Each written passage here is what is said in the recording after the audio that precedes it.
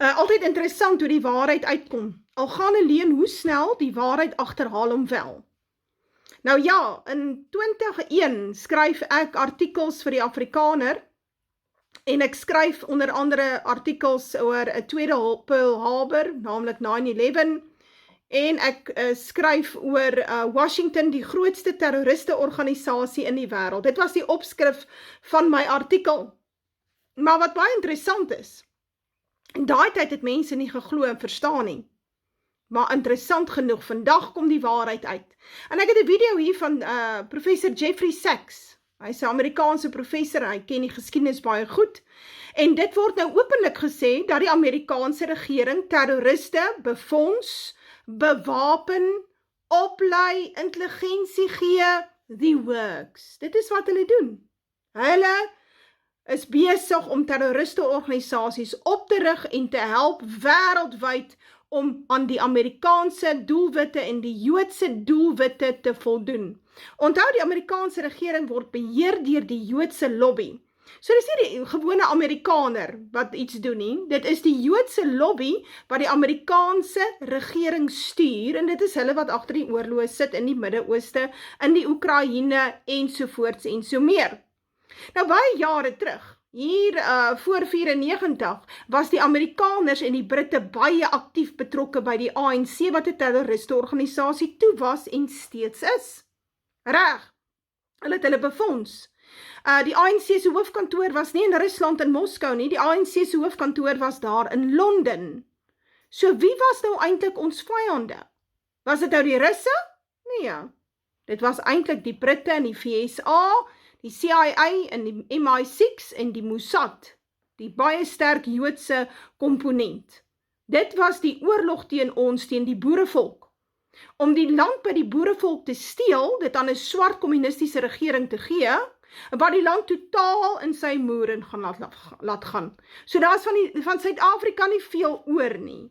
En dit sal nou baie vinniger, baie erger gaan. Die VSA in Brittanje gaan help om die Suid-Afrikaanse regering oor die brink te stoot, so oor die afgrond. En ons sal saam met hom val, onsself te pletter. Dit is die plan op die tafel, sodat hulle 'n nuwe regering in plek kan sit. En wat hulle hier in Suid-Afrika gedoen het, hulle het Nelson Mandela, die terroris, die man het plekke opgeblaas, hy het mense se dood veroorsaak, hy's 'n moordenaar. Hulle het hom president gemaak, reg. En hulle doen dieselfde nou in Sirië. En daai ou wat daar aan beheer gekom het, sy naam is Julani. En ou Julani is 'n terroris.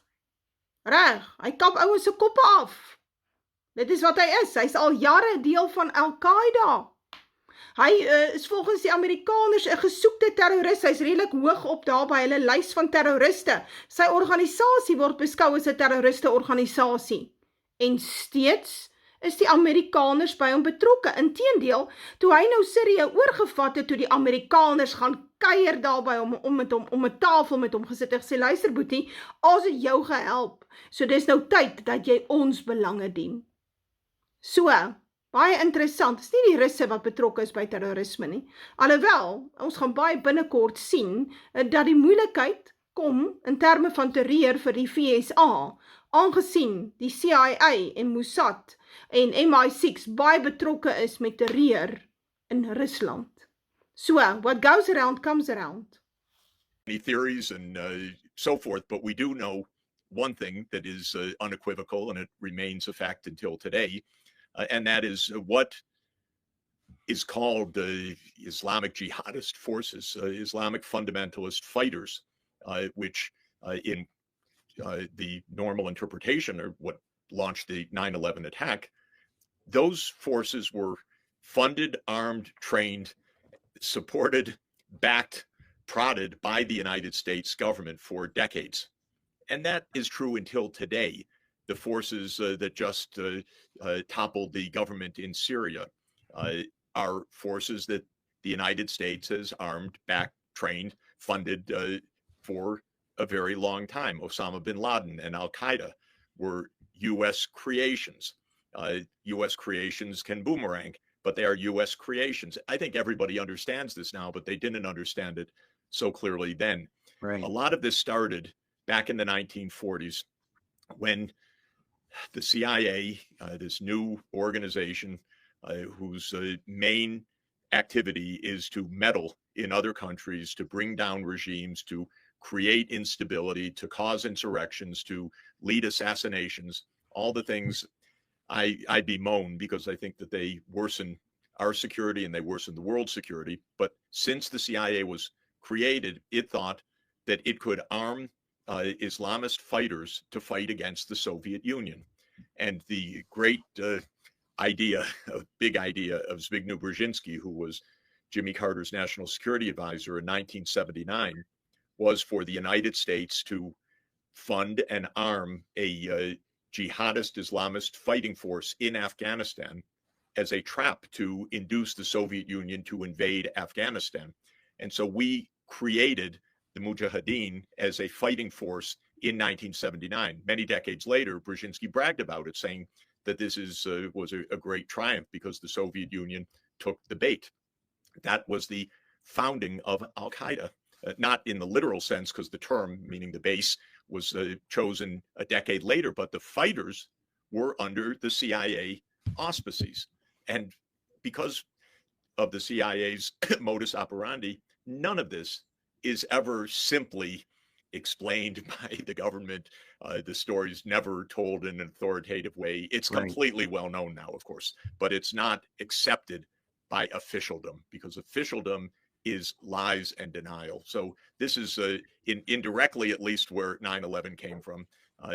Al-Qaeda, the jihadists, have been CIA-backed for many, many decades, and they have created a lot of mayhem, ostensibly, according to the powers that be in Washington and Langley, to America's advantage. I don't believe it. I think it just leaves killing fields, instability, a widening arc of insecurity. Look at Afghanistan, look at Syria, look at Lebanon, look at Palestine, look at Somalia, look at Sudan, look at Libya.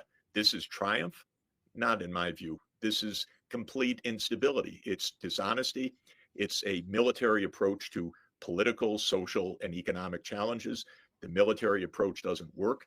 We have a widening battleground in the world, one that I think is leading us to World War III unless we change course. Pope Francis says we're already in World War III. He's been saying that for years. And, you know, when he said that 10 years ago, I was shocked. Of course, I listened to what he says because of his wisdom. But when he said it 10 years ago, I was shocked. And then the wars just keep expanding. Right. And this is the pattern that we're on. Much of it hidden from the American view, most of it falsely explained and falsely justified, and with one administration after the next essentially following the same course.